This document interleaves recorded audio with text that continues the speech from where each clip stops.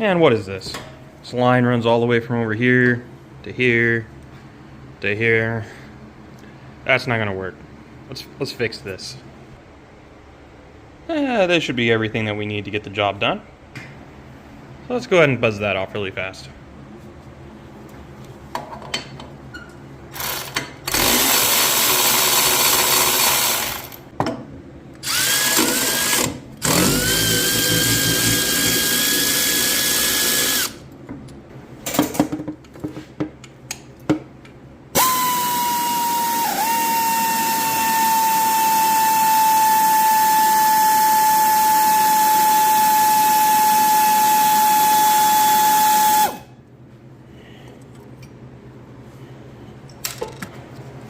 Oh, real quick, let's mark where we're gonna put the hole. Okay, let's go with, I'll say right there. Yeah.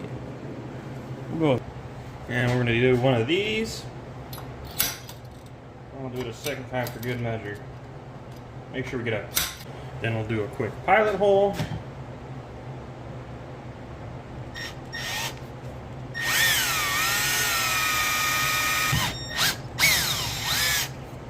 And now we go to the size of our tap.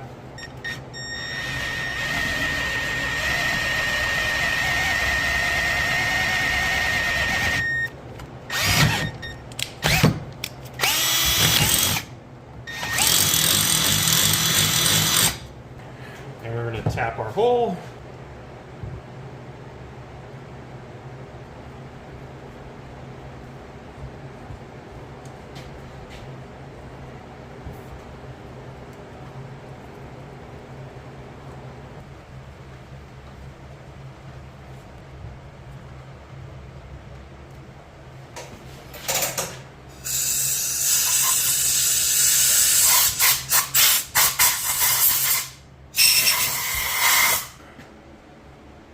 Alright, so now we need to pick our size. We went with an 1/8 inch hole, so we'll be looking at these fittings.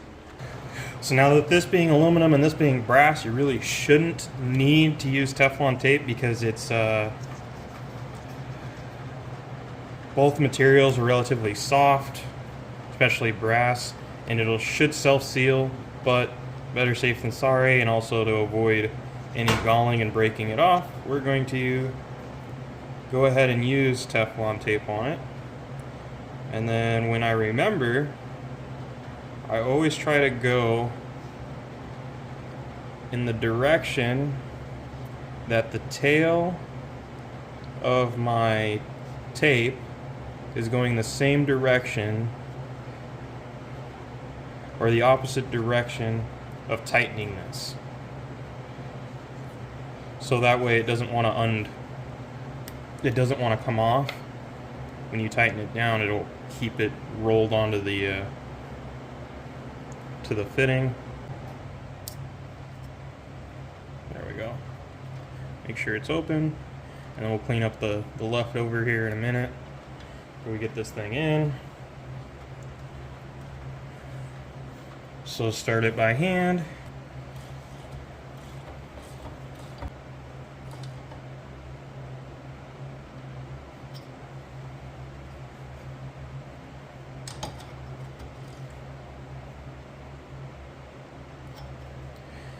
Make sure it's not over tightened, but tight enough we're not gonna have any leaks.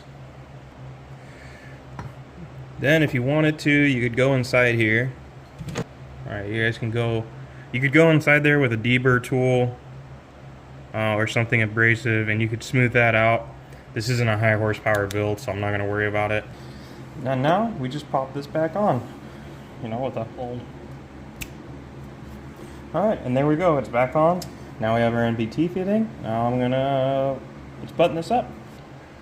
So, I ordered a hose clamp kit, or a hose grommet kit for securing hoses and cables and stuff. This is a 3/4 inch one. It works perfectly to hold this boost controller, so I'm gonna mount it here on the sidewall close to where we're at. And then just a tidbit of information is the side that has the bleed hole goes to your wastegate, and then this side is from your turbo. There's in case you guys are curious on how these work, I should have showed you why I had it apart, there's a check valve on the inside of here that the screw here pushes on a spring to control the pressure it takes to open the check valve, and then you have to have the bleed screw for one to relieve the pressure out of your wastegate because you have a check valve, right? So otherwise your wastegate will open and stay open because the air can't go anywhere. So you need to have this to relieve that.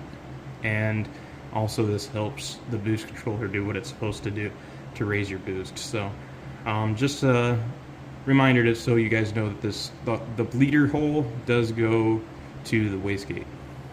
Okay, the wastegate actuator. So let's get this thrown on.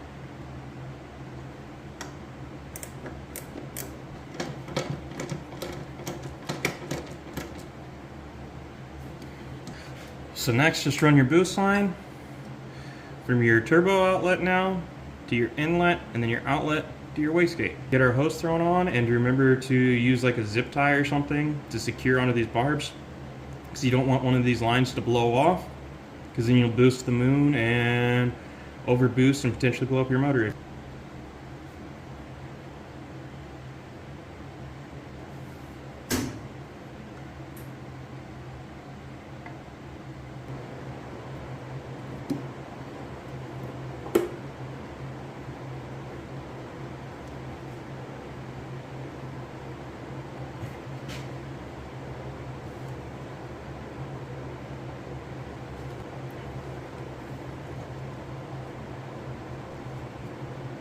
There we go.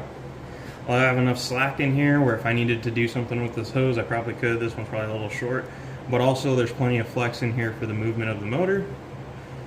That should be it. There you go. Manual boost controller installed and then modifying your stock turbo outlet for an sr20 to simplify things. And then also remember, we did modify this, so or move this. This is where our original pickup point was, so we need to cap that off. So I recommend buying yourself a vacuum kit. I'm gonna go ahead and use one of these, and then I've also bought myself one of these smaller hose clamp kits for like fuel hoses and stuff, and we'll get this thrown on here.